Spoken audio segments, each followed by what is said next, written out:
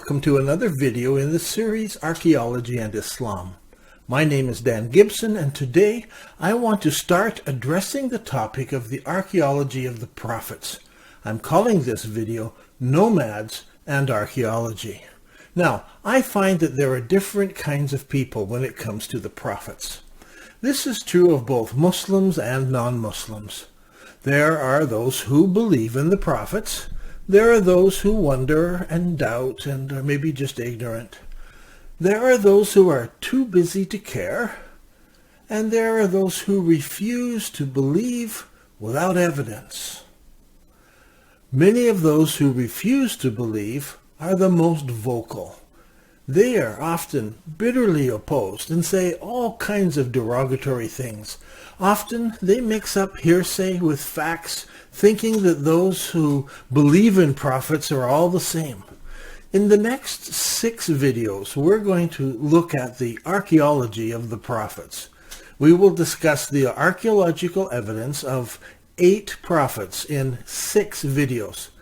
These will include Job, Moses, Abraham, David and Solomon, Isaiah, and Hud and Salah.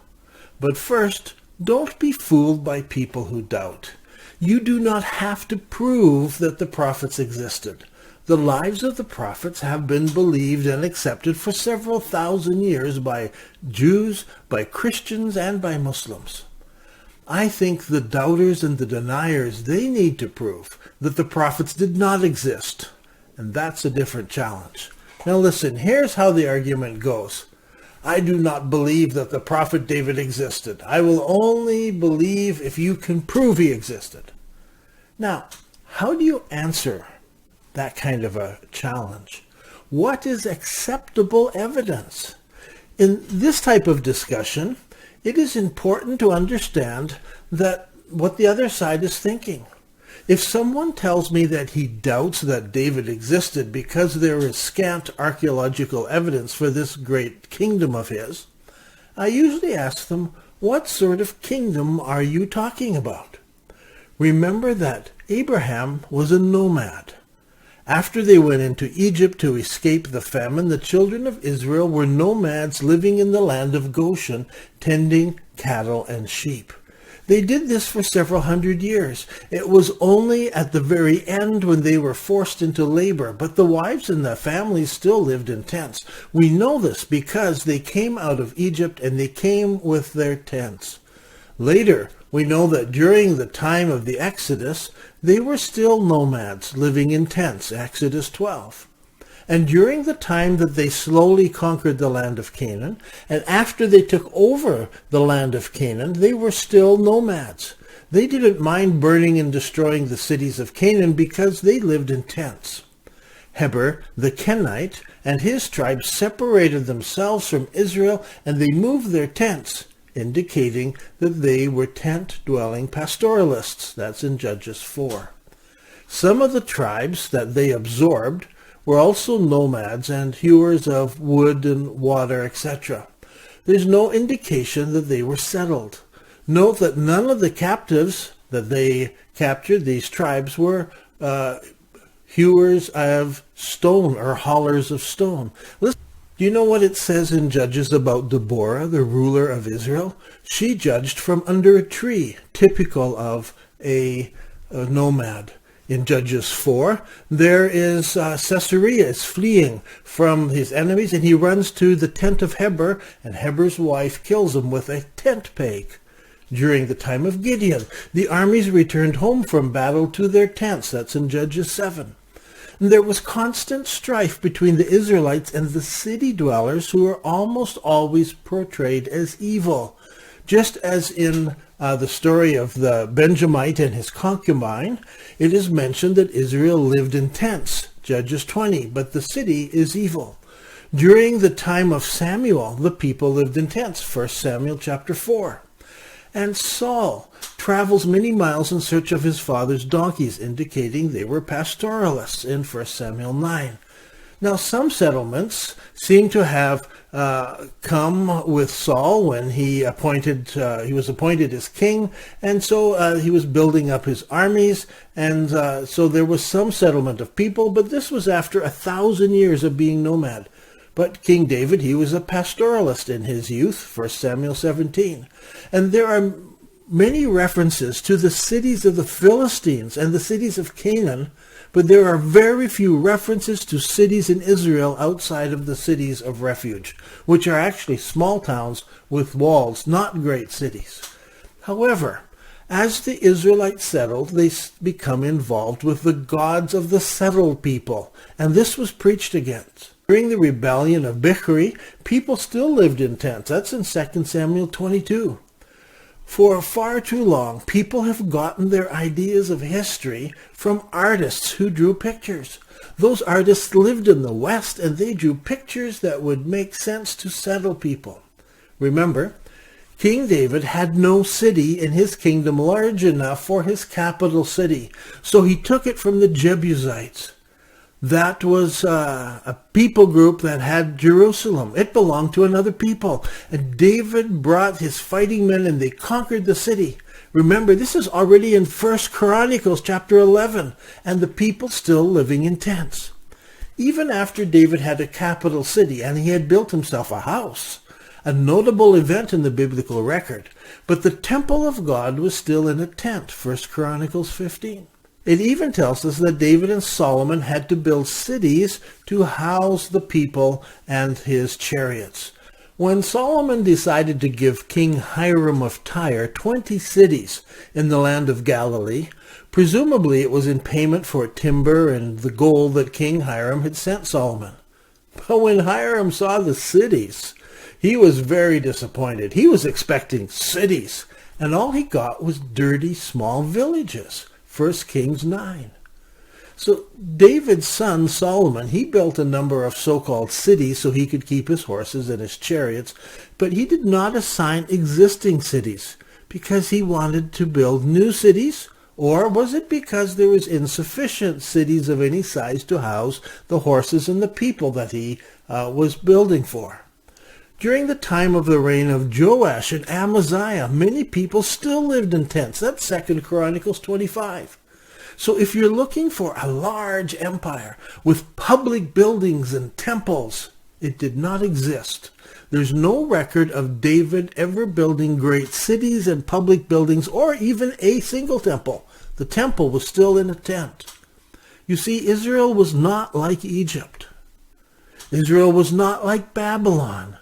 It was not like Assyria. It was not even like the Hittites. So when people claim there is no archaeological evidence for the Israelite nation, they're probably looking for something and expecting something that isn't there. So don't let them fool you when they say there's no evidence. So let's think about the archaeological footprint that nomads leave. I lived for years in southern Jordan and lived among nomads. I regularly visited their tents, I sat with them, I ate with them, and I tried to learn about life from a nomadic perspective because I wanted to understand the history of the Nabateans who came as nomads. I learned a few things while I was there. First, nomads regularly move their tents. They don't stay in the same spot year after year. Remember, they go a short distance away from the tent to use an open toilet. The animals all gather around the tent and they leave their droppings. So after a few months like this, they like to move their tent to a clean location. They might return to that same old spot several years later, but once the dung has dried up and once the soil has changed again, then they can go back to that spot. So what sort of archaeological evidence will these nomads leave behind? Very little. Now, there were lots of small towns. Here's a satellite photo of a small town that appears to date back to the Iron Age, but no archaeologists have ever studied it and have fully dated it. There are literally hundreds, if not thousands, of these sites in Israel and in Jordan. Today they're just piles of stone, but in ancient times, over 1,000 people may have lived there. The houses were built around in a circle, so the outer walls of the houses formed the wall. and all around it people would continue living as nomads, but that would be the city. Even markets become nomadic, with markets moving around from location to location. About 6 miles from where we lived and from where that ruined town was that we just saw, there was a market on Thursdays in an open field. When there was no market on, you could not tell what that field was used for. But on Thursday, visiting merchants showed up with their booths, usually just a piece of cloth on the ground with their wares piled on top of it. Local people brought in their produce, their agricultural produce. At the end of the day, it was all cleaned up and the market moved on to another town, and there was very little archaeological footprint left behind. Another thing to consider is that most of the tools that the nomads used are biodegradable. They're made of wood or leather, bits of bone, things like this. Here's a loom. So when something is thrown out, it usually just disintegrates. If they had metal objects, they usually reuse them or recycle them into something else. The only implements that remain are stone tools. And this brings us to another interesting anomaly. The early archaeologists did surveys of what they found on the surface. Albright, the founder of biblical archaeology, Malin, who dug at Rasul, and Gluck, who discovered the Nabateans. These three are all known for their Transjordan surveys published from 1925 to 1951. There was a problem, however, these surveys, that none of these surveys included any excavations. Instead, they all relied entirely on surface findings. Now, because Iron Age pottery dominated the surface landscape, Albright concluded that Iron Age people were the initial settlers on the Transjordan side, all except for what excavations were happening. Malin revisited the same sites as Albright, and more of them. He came to the same conclusion about the Iron Age peoples being the original settlers there. Gluck relied heavily on the work of his predecessors, and he added more sites, and he too echoed Albright's original conclusion about the initial settlers being Iron Age. In 1951, Albright published his book, The Archaeology of Palestine. He included a map of Palestine with a dearth of sites in it. It wasn't until 1976 that Khair Yassin cataloged over 120 sites in the eastern side of the Jordan Valley, far more than the previous surveys. He noted different types of pottery. He saw early bronze sites, and he started finding intermediate bronze sites from the different unfortified agricultural places. He noticed in the fortified places extensive medium age bronze sites, and he noticed this in the villages. But the late Bronze Age presence was missing from the Jordan Valley, especially near Wadi Zerka. So some of these were abandoned during Iron Age too as well. Despite all of this new information, none of it was published, none of it made it back into maps. In fact, I'm not sure any of his findings were published at all. In conclusion, they all came to the same conclusion, that Iron Age people dominated the scene. This is often reinforced by people today doing ground surveys. I once took a respectable archaeologist to some sites that no one else had been to before. On the way, he noticed some flint tools on the ground, and he was excited about them and how good shape they were in after centuries of lying there. I was shocked. I didn't know what to say, so I didn't say anything, but that's because a week or two before, I was with some nomads on that very same spot, and they used some stone tools for cleaning the skins of animals. Afterwards, they just sort of threw them away. They didn't need them. Nomads don't carry around stone tools. They just leave them in the field. They just drop them there, and they can always come back if they're in that area again and get those tools. But the archaeologists assumed that the stone tools were from many years ago, and so that just reinforces the ideas of those earlier archaeologists.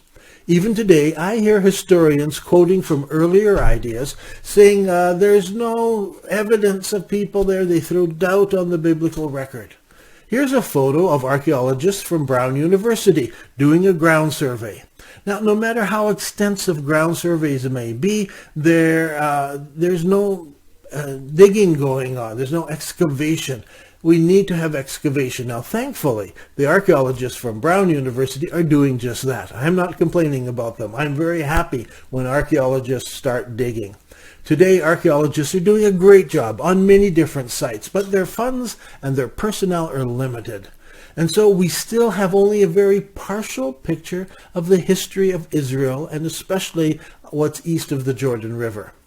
The result is that virtually every student of history in this whole region is woefully ignorant of the rich and thriving culture that occupied the area in the intermediate and the Middle Bronze ages.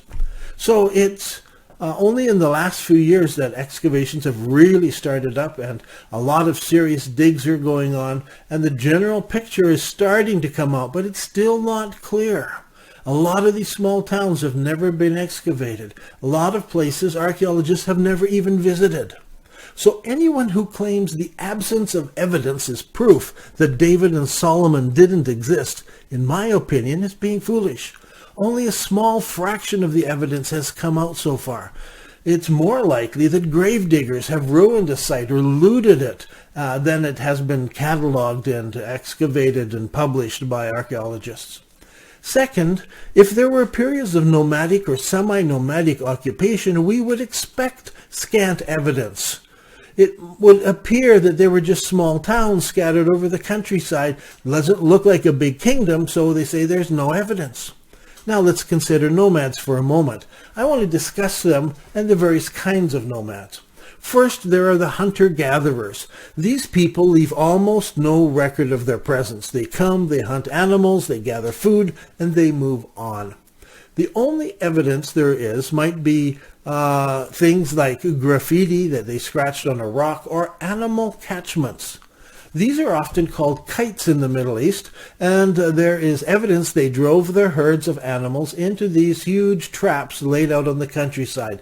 Hundreds of these are in the desert in eastern Jordan. Rocks piled up so the animals were driven into a central place. Now, dating those kinds of nomads, hunter-gatherers, is very difficult. The second type of nomads are pastoralists. Usually they lived in tents made from animal skins or hair, and usually they lived off of their animals, eating the meat, drinking the milk, and so they leave behind a very limited archaeological record. They may leave some stone circles where they penned their animals overnight, or spots where they cleared the rocks away for their tents to be set up, and there are thousands of these spots all over the Jordanian landscape. Third and last, there are what are known as peripatetics. These are traveling craftsmen or entertainers or traders. Craftsmen such as metal workers moving from community to community, offering their services, sharpening or fixing or repairing metal items. I've seen these in Jordan even today, moving among the Bedouin. There are entertainers who move from various location to location, offering music or storytelling, poetry, and so forth. Peripatetics also included itinerant religious workers, such as prophets, preachers, priests who conducted offerings and offered sacrifices at various locations. I've even had some itinerant Muslim evangelists knock on my door when I lived in the Middle East. On the other hand, the peripatetic people also had some others, like gamblers or those who traded in women and so forth. So in every case, nomads are people who move from resource to resource. Often, they have a summer location and a winter location. Summer may be near fields that can be cultivated. Winter may involve taking animals to the grasslands or down to the desert. Sometimes the summer location's in a warmer place in the summer. When it grows cold there, the nomads move to a warmer location for the winter, usually down. This would be down to the Jordan Valley, down to the Dead Sea, down to the Araba, down to Wadi Rum, or down to Aqaba, and so forth, where it's warmer down there than up in the highlands. Now, why do they keep up their nomadic lifestyle? That's a question that people often ask because they don't understand the lifestyle of nomads. Nomads usually prefer the nomadic way of life. They consider themselves independent, separate, stress-free, even superior. One old Bedouin told me that their nomadic way of life was superior to the settled way. He insisted that our way of life was not sustainable. Electricity would come and go, oil would come and go, but the nomad remains. He summed it up with this statement. Today we graze our sheep on the ruins of the Greek, Roman, and Ottoman empires. Someday we will graze our sheep on the ruins of the British and the American empires. You see, nomads are in no rush to leave their tents and move into our hot, stifling buildings, which they think are much like prisons. So while nomads may have little of this world goods, they usually have a complex social structure, complex values, and a very strong social identity with clear tribal lines. They have oral traditions that are very important to them and which they enjoy. However, the pull of city lights often attracts young men who go off to the towns and the cities, but some return and many settle down and they continue the nomadic lifestyle. But for millennia, there have been a slow trickle of people from the nomads to the urban. So, what does all of this mean? Sometimes people, even historians, misread history because they see history through their own modern eyes, with their own modern values. I would encourage every historian everywhere to spend at least a year living among nomads to try to understand the world through their eyes. My wife and I and our 4 children lived for nearly 4 years in a small rural village surrounded by semi and nomadic Bedouin people. People said to us, "You can't take your teenage kids out there." But in the end, they loved it. They didn't really want to leave. Those were very good years. We tromped all over southern Jordan trying to figure out history through the eyes of the nomads and through the eyes of the settled people. Ever since then, I have no doubt and I have no trouble believing that a large group of pastoralist nomads, the Israelites, could have invaded the land of Israel and Jordan, and that their tribal leaders and their religious leaders could have lived there with limited archaeological footprint. But they did leave some things behind. And so in the next 6 videos, we're going to look at the archaeological evidence for the prophets and the people of their time. The first prophet we want to look at is Ayub, or Job as he's called in English. He's the earliest prophet of which we have a good record, so we will start with him in the next video. I'm Dan Gibson, and this has been another video in the series Archaeology and Islam.